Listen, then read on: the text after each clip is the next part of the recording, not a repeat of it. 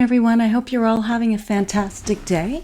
Today, I wanted to talk about how we get to the point where we feel that loss of confidence and no longer feel sexy in our own bodies, and how easily that can happen.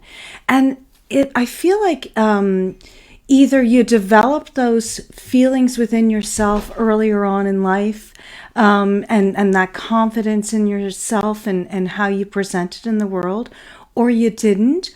Or maybe over time, your confidence has been eroded through, various relationships and different circumstances. And so you might have started off feeling really confident and really sexy and vibrant. And then just, through the course of your life, it's just been slowly, eroding and evaporating. So what do we do when we get to that point? Well, here's the thing to understand. I see so many women on these in these groups complaining about their spouses looking at other women and looking at images and looking at pornography and whatnot, and unless there's an addictive component to it, it's not necessarily wrong that they're looking. I think we all look. I look. I know I look. I mean, if you put me a picture of Jason Momoa without a shirt on, I'm going to look and I'm going to admire. Does that mean that I don't feel like my husband is sexy? Of course not. And if I were to think of myself as being sexy only in relation to certain body parts, I would come up with like probably a big zero if there was like a range, because babies and stretch marks and C-section scars and breastfeeding and stuff, like all of that does a number on a woman's body, and that's not necessarily sexy, right? So I could very easily kind of get caught in this trap, and I totally have in my life, not felt sexy in my own body. And it wouldn't have mattered if my husband had told me a million times a day that he thought I was sexy. In that place in my mind, and in my feeling, I didn't feel sexy. I didn't feel sensual. I had sort of lost touch with my own connection to my body in healthy ways. And so,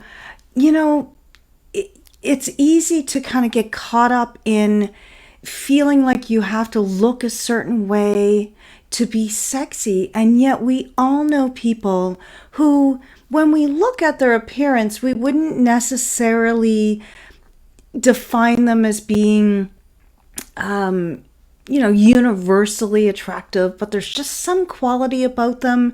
Maybe it's the way they carry themselves, the way they present themselves in their clothing choices and whatnot, and just their confidence and their ease and that self-love that sort of comes through with that. We know people like that. We admire people like that. I know I do. And there's nothing sexier than someone who's really confident in their own bodies and is at ease with themselves and is practicing self-love.